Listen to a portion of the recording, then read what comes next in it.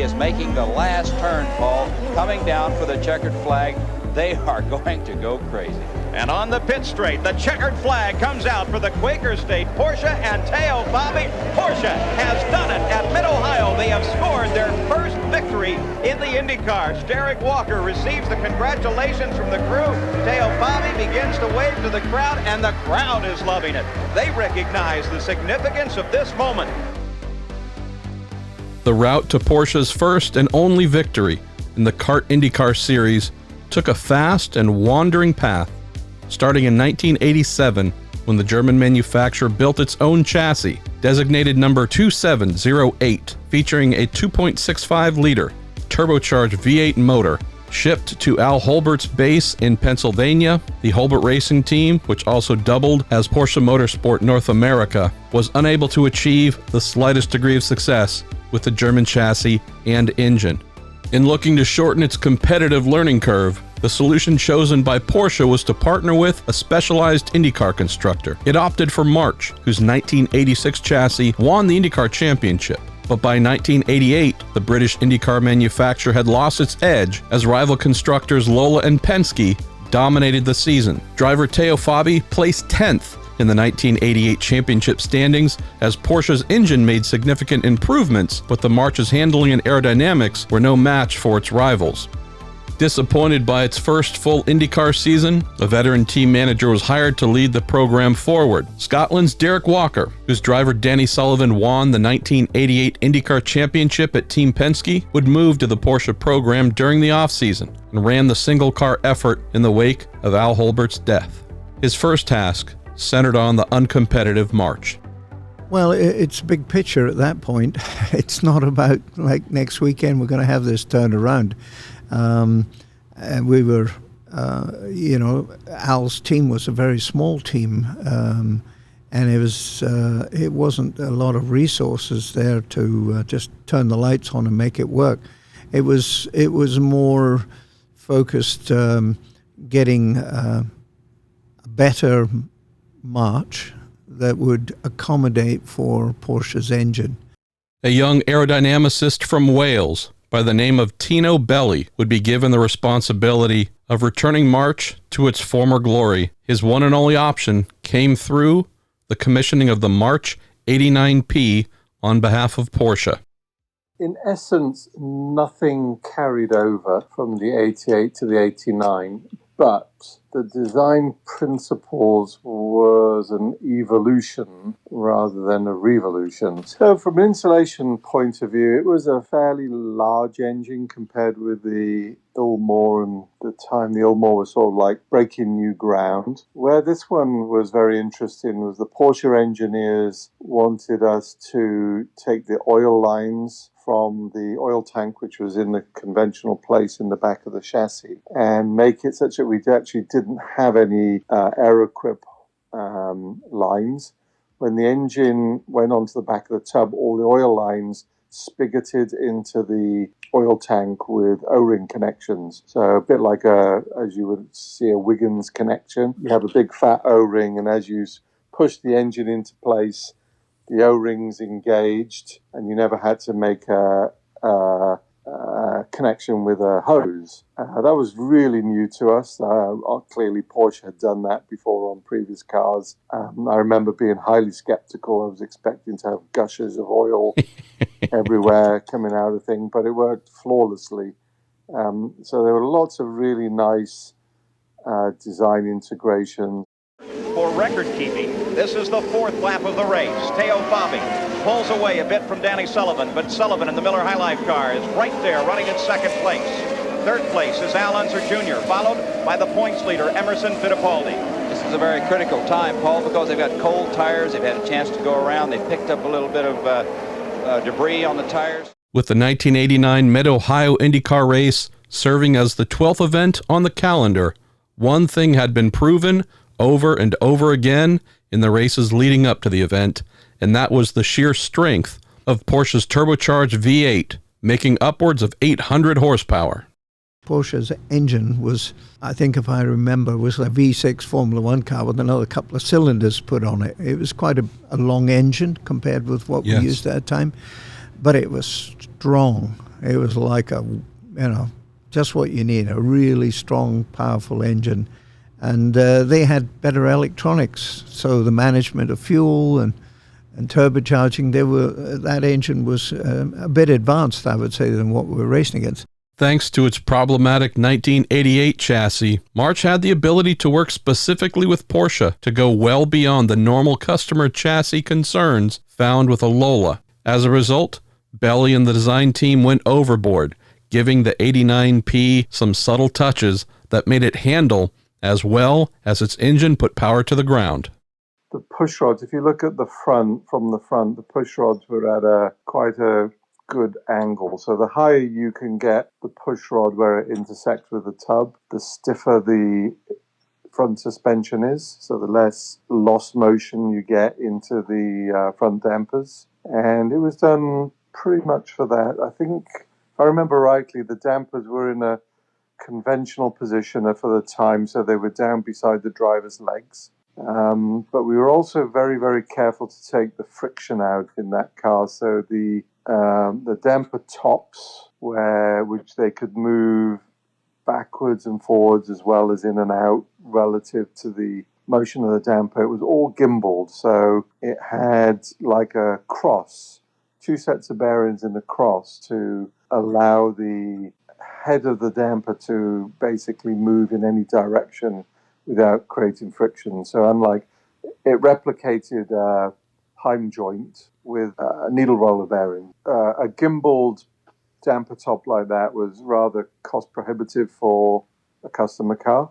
So you would have put a ball joint in there with the frictions associated with it. Whereas this one, we could machine the pieces out, we could CNC stuff and have more bearings, needle roller bearings, and obviously there's a design time that goes into all that as well, which has to, we did have a larger design team. We did have quite a lot of input from Germany. I think we had at least 4 engineers from Germany working with us. And so, yes, a lot of detail went into it, and it could be designed the way you wanted to design it rather than the way you had to do it to sort of make, as you say, 40 or 50 cars, because we only made probably 4. At the front of the field, though, it's the Porsche March combination of Teo Fabi that is the dominant force here on the 2.4 miles that are the Mid-Ohio Sports Car Course. The last major advancement that helped Porsche move to the front of the field at Mid-Ohio was the use of relatively new materials in IndyCar, as Belli embraced carbon fiber to manufacture a high downforce rear wing that proved far superior to its aluminum predecessor. We had the ability to push things to a high level, so we had new materials. At the time, carbon fiber was really exciting material to be involved with.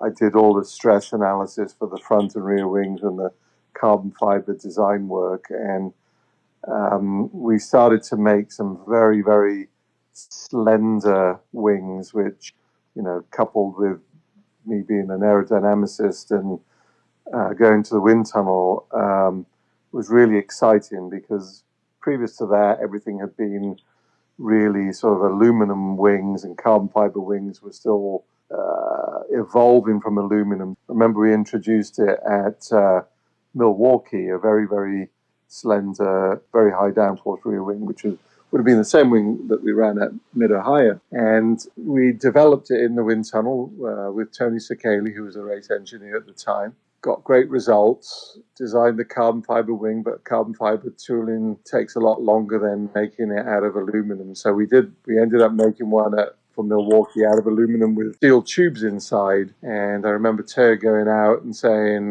doing an incredibly good lap time straight out. And then it got slower and slower. And he came in and said, I don't know what happened, but the car just got slower and slower. And hey, presto, the rear wing was bent in aluminum at the time. So the carbon fiber one, which got introduced, I believe, 1 race later or maybe 2 races later, was a huge improvement. And that's the wing that managed to finish at Mid-Ohio, and it wasn't bent or broken. So for a young engineer, great learning curves, and quite satisfying to actually manage to do the stress calculations and get them right as well. I mean, that's got to give you a pretty good boost to the ego when you're making wing bending downforce, Tino. I love it. Granted, again, material change and problem solved, but still, that's pretty darn impressive. I'll tell you what, you'll ask Teo Fabi, what do you like best in racing? He says, I love to go fast. Well, that's a straightaway, the fastest straightaway here. The blend of excellent aerodynamics, braking, cornering, and acceleration made Porsche's March 89P a formidable challenge for the other IndyCar teams to overcome at Mid-Ohio. After earning the pole position, Fabi took the green flag and led the first half of the 84-lap contest. Makes for the pits as Voigt heads out. There is the Quaker State crew now going to work. Let's go to Jack. And Derrick Walker is leading the Quaker State crew. They've gone to work changing all 4 tires and taking a chicken with Gary Gerald. And that's little Al Unser. He's on pit road, but he saved it. He almost smacked the right rear against the guardrail. In most IndyCar stories, a tale of the pole-sitting car going on to win the big race contains very little drama leading up to the checkered flag. But not in this instance. Yeah, we screwed up, basically. We came into pits, going to make a good stop, and the car gets done, and woof, off it goes, and I'm standing on the thing. I think, God, that was a great stop. And then there's a commotion down near the pit tank, and what's the matter? Didn't get all the fuel in. Lord. Oh, Christ. I forget how much we didn't get in, but it wasn't enough. But then again, it was. Because when Teo went out, we said, okay, we're still racing. We can figure something out as we go along. So we didn't let anybody see that helmets were thrown on the ground or spanners were flying. We kept our composure because teams were watching. They couldn't believe we got in and out so fast. And we couldn't let them see that we were screwing up. So we just kept our composure, kept racing. And we didn't tell Teo, which he didn't like after the race when I had to break the news to him. But what our strategy was, because we quickly jumped into plan B. Teo was going so well, and because he could drive the socks off of that thing around Mid-Ohio, he knew it well.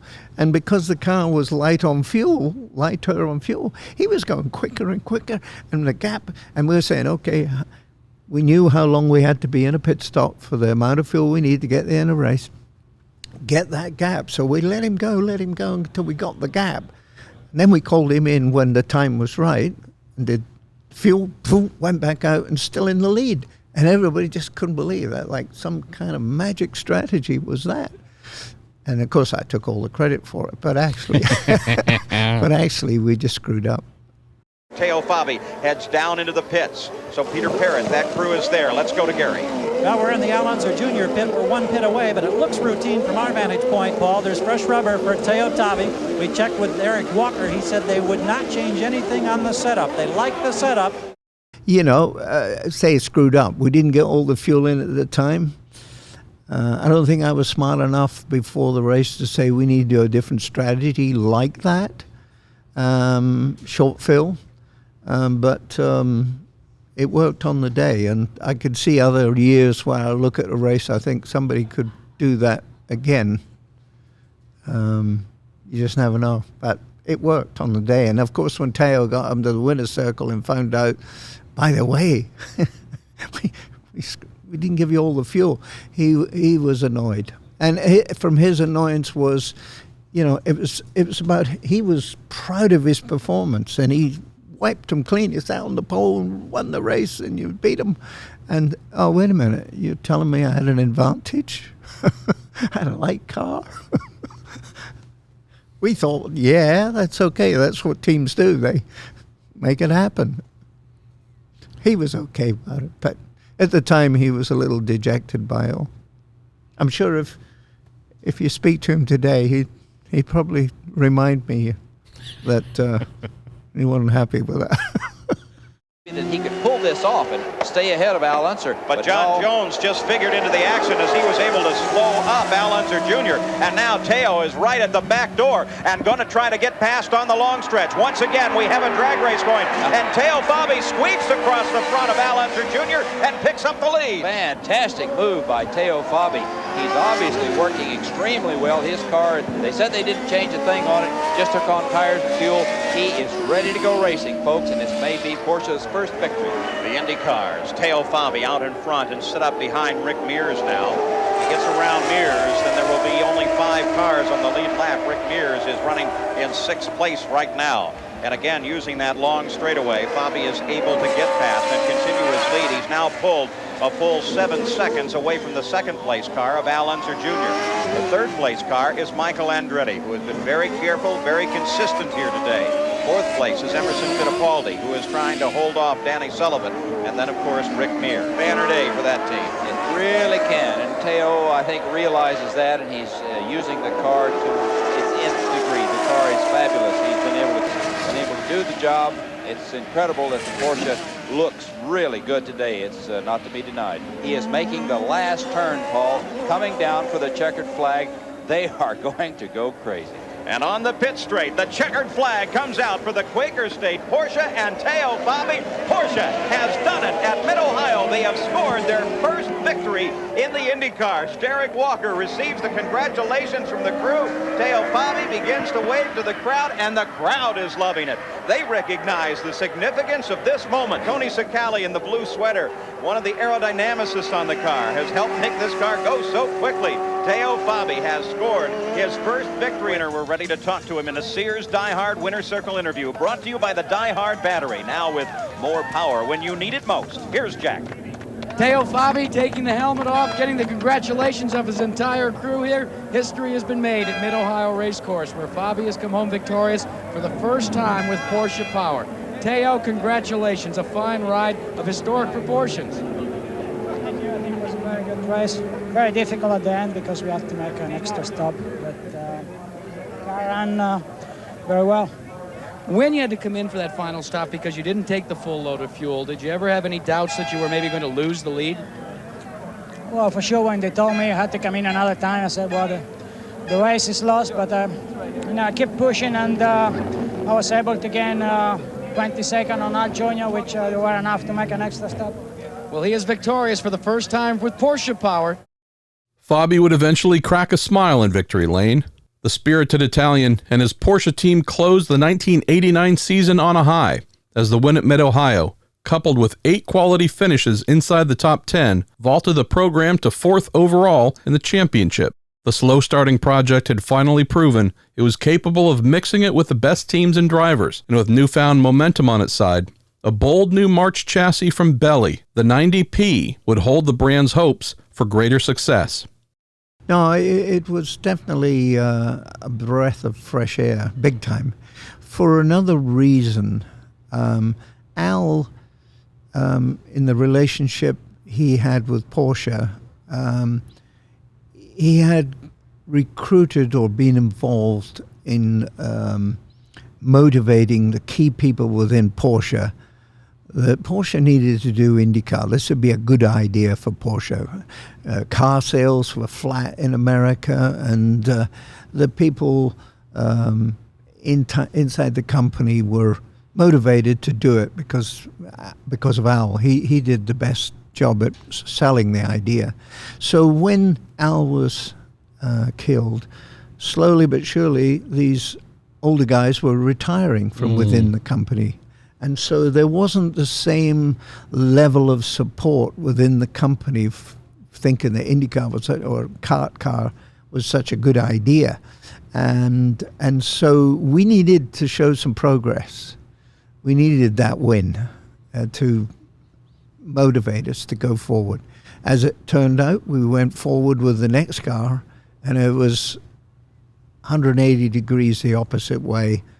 Finding itself on the wrong end of an unfair political move by some of its competitors, the 90P's potential was ruined before the season began, as a last-minute ban on March's all-carbon fiber chassis sent Belli scrambling back to the drawing board. Late and overweight, the half-aluminum, half-carbon fiber 90P was outmatched in every regard.